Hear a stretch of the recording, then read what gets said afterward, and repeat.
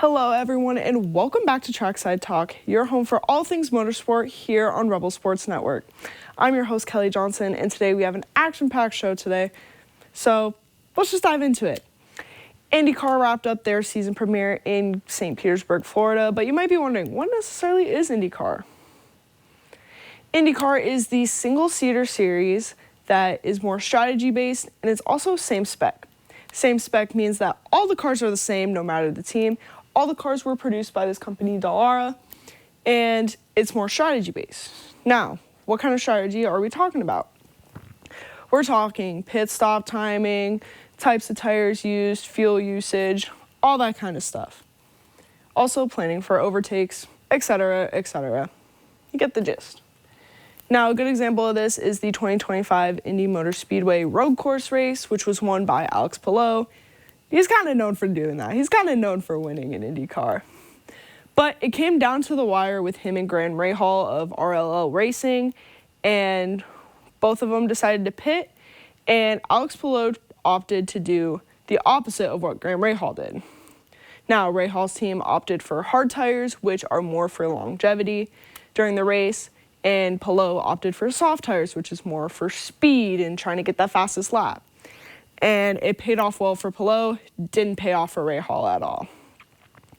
Now, IndyCar is also a more oval-based series, but they do have more road courses and street courses, including the Long Beach Grand Prix, which I will be at, and I'm very excited for that.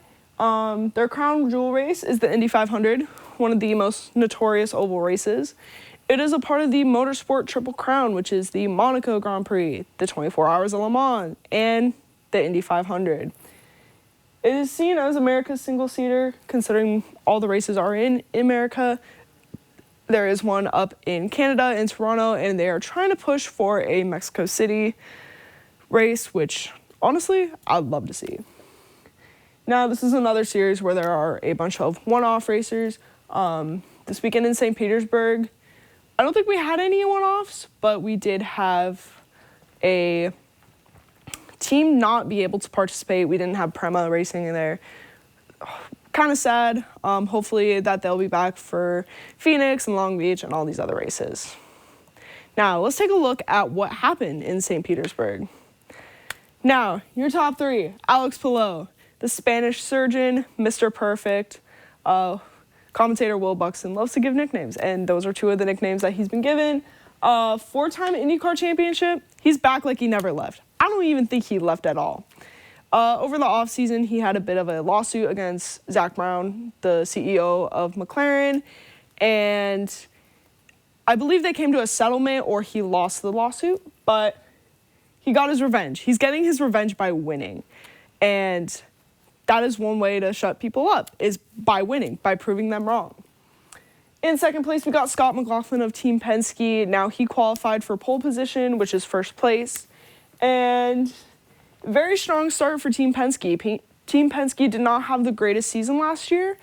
And rumors came out that they were cheating in the Indy 500 with Joseph Newgarden's 2024 car due to a blended attenuator, which is supposed to help with the impact of crashes. But turns out that it didn't necessarily help cars get any advantage at all. It was just for aesthetic purposes. But good, strong start for Scott McLaughlin. Love to see him. He's one of those guys you love to see succeed. And then in third place, Christian Lundgaard with Arrow McLaren. Now, Christian Lundgaard has really found his place with Arrow McLaren. He has been a top driver alongside Pato O'Ward. And honestly, it's like a puzzle piece. He fits in well. Arrow McLaren fits in with him as well. It is just perfect. We'll see a lot more podiums from Christian Lundgaard, maybe even some race wins. So I'm excited to see where he goes, how he succeeds this season. And we're going to move on to some other notable finishes. Kyle Kirkwood with Andretti, he got fourth. He did lead the race for a little bit. He led the race, was defending off Alex Palou. Fell down to fourth. He was very close to a podium, but good, strong start for Andretti, despite other Andretti cars dealing with some struggles, like Will Power, which we'll get to in a second. In fifth place, Pato O'Ward. Driver of the number 5, getting 5th place. Very strong start. Now, Pato O'Ward was in contention for the Drivers' Championship last year in IndyCar. He did win a few races, and he looks to win his first championship, which a lot of McLaren fans would love to see. He is the fan favorite within the series, so it's always a good time when Pato succeeds, for the fans at least. Now, coming in 10th is Dennis Hauger. You may not have heard of Dennis Hauger unless you followed Indy NXT, Indy Next. Dennis Hauger is with Dale Coyne Racing. He qualified 3rd. He's a rookie. That is something you usually don't see from rookies.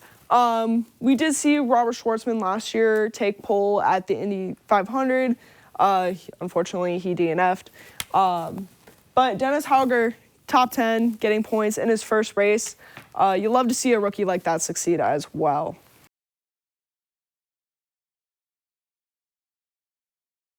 Now, we had a few DNFs here at Indy in St. Petersburg. Mick Schumacher, son of legendary racer Michael Schumacher, had his IndyCar debut spoiled. He was involved in a wreck with Santino Ferrucci and Stingray Robb. What a name. But unfortunately, he DNF'd. A lot of people were very upset about it. Santino Ferrucci, once again, also involved in that crash. Scott Dixon, I believe he went off course and had issues getting back on track, but he DNF'd as well.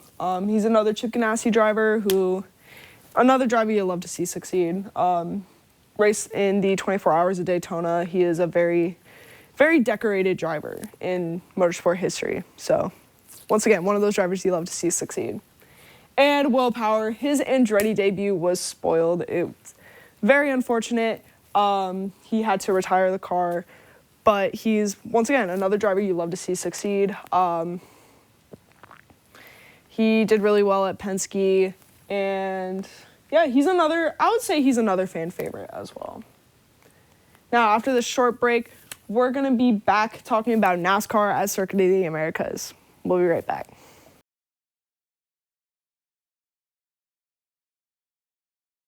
All right, everyone, welcome back to Trackside Talk. Now, we're talking about NASCAR at Circuit of the Americas. Circuit of the Americas hosts plenty of different races, including Formula One, which is usually in October. NASCAR just happened. The World Endurance Championship, WEC, they host the Lone Star Le Mans, and yeah, I believe they also host MotoGP. Don't quote me on that. I believe it's there, not 100% sure. But this weekend at COTA, first road course of the NASCAR series, let's look at who got the top 3. Tyler Reddick. Now, a friend of mine said, I want to know who Tyler Reddick sold his soul to, because he's the first driver in NASCAR history to get 3 wins in the first 3 races. Races for 2311, I was corrected on that, so thank you to whoever corrected me on that. 2311 Racing, owned by Michael Jordan. After the Victory Lane celebration, he posted like Michael Jordan did with his 3 NBA championships. Yeah, Tyler Reddick could make even more history this upcoming weekend in Phoenix if he wins there, and then if he wins here in Las Vegas at the Pennzoil 400. He could make history. Tyler Reddick is having himself a season. Shane Van Gisbergen, P2, he is known as the road course king. He won pretty much every road in a few street courses last year. So everyone would make jokes that, oh yeah, if it's a road course, I'm taking Shane Van Gisbergen on my team. Also known as SVG, a Red Bull driver. There are 2 Red Bull drivers on the grid, him and Connor Zilic. And then third, Christopher Bell. Christopher Bell had himself a start to the season last year in 2025, won the first. He didn't win the Daytona 500, but he did win 3 of the 4 first races of the season. Fortunately, his playoff dreams were cut short, but good, strong top 3 at Circuit of the Americas. I believe there was only 1 or 2 DNFs, maybe not even any. I saw a few drivers were down by a couple laps. It happens.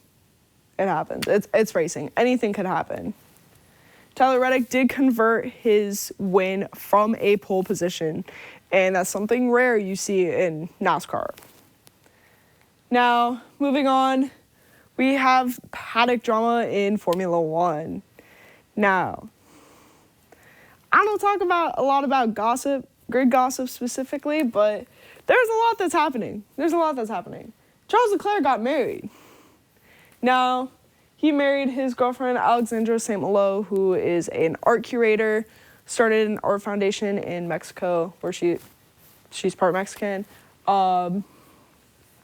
And yeah, their wedding looked like a dream. At first, it was just a civil wedding. It's not necessarily the big grandioso wedding.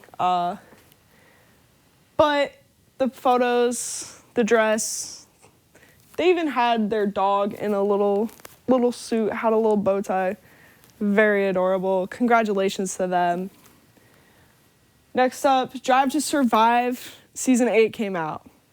Now, you might be wondering, why is Franco Colapinto on here with the McLaren boys? There is a clip that kind of went viral regarding Franco Colapinto in a meeting with teammate Pierre Gasly and Alpine team principal Flavio Briatore,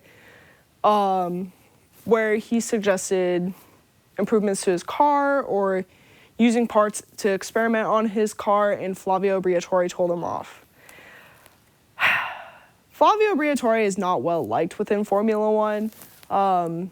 He was involved in the Crashgate scandal where back when Alpine was Renault, he ordered Nelson Piquet Jr. to crash in Singapore so teammate Fernando Alonso could win the world championship.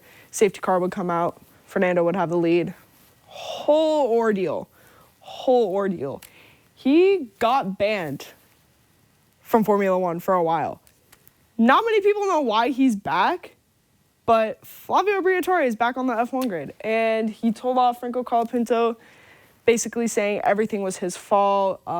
He's a terrible driver, whole thing. The only reason why he's still on the team is because of his sponsorships, because he's an Argentinian driver, and a lot of Argentine sponsors give a bunch of money to him. That's basically what he told Colapinto. And not many people are happy with that. Not many people are happy that Briatore is back on the grid. A lot of people came to Colapinto's defense, especially considering that the Alpine car last year wasn't necessarily the greatest. And yeah, whole ordeal. Now, Oscar and Lando, they're kind of like the jesters of this season. Clips from the F175 event where Drive to Survive was filming. They filmed a lot of those two. And honestly, they were just joking around. They were making F175 kind of a comedy show, I would say. Watching Ferrari go up, they were asked about how would they describe the car in one word. Charles Leclerc said fulfillment, and they both kind of teased them for it. They're like, oh yeah, someone definitely told them to say that. But yeah, they're kind of the comedy stars of the show. From what I've heard, the show doesn't really focus on the three-way drivers fight. Oh, there's a whole bunch of things that they left out in Drive to Survive Season 8 that not a lot of people are happy. One thing they did leave in, though, George Russell and his partner, Carmen Munt, they started a skincare brand. So it's called Barriers. So if you're looking for a new skincare brand, I'm going to check it out. So I hope you do too. And the rage baiters. Now, during testing, a lot of the drivers were asked about the new cars and the new regulations. Max Verstappen, I talked about it last week, said that the cars were like Formula E cars on steroids. Lando Norris was asked about that because he's the reigning world champion. He's got to give his input on everything. He was asked about it, and he said, we make a lot of money just to drive around in cars. He could retire. Now, the reason why he said he could retire is because Max Verstappen a lot of the time says he's going to retire. He threatens to retire every year. So yeah, he just kind of played on to that. A lot of Max Verstappen fans were not happy with that. Same thing with George Russell. I'm going to butcher this track name. George Russell said he could go race at the Nordschleife in Germany. I guarantee I butchered that, but it's okay. I'm still learning. Where he did set a track record, and he meant it as in well, he has free will. He could also do that. He doesn't have to only race in Formula One. But a lot of Max Verstappen fans took offense to that. And coming out like a few days later, Norris said that he enjoys, not necessarily enjoys, when he's asked about it, he agrees with what Verstappen was saying. He agrees with what Max and Lewis and a bunch of the other drivers were saying about the cars just being new and being weird to drive at first. He just said he likes to get a reaction out of people. I don't know about you, but that's textbook rage baiting to me. That is literally the definition of rage baiting, saying something just to get a reaction out of people. And he did. And George Russell is also kind of known as a rage baiter on the track. Looking back to the end of the 2024 season, where there was beef between him and Verstappen in Qatar, and he gave the infamous "he lashes out with unnecessary anger and borderline violence" speech. And then a few months later in Spain, Verstappen purposely turned into him. He wasn't wrong in a sense, but they say things that incite rage into other people. So that's why they are considered the rage baiters of the grid.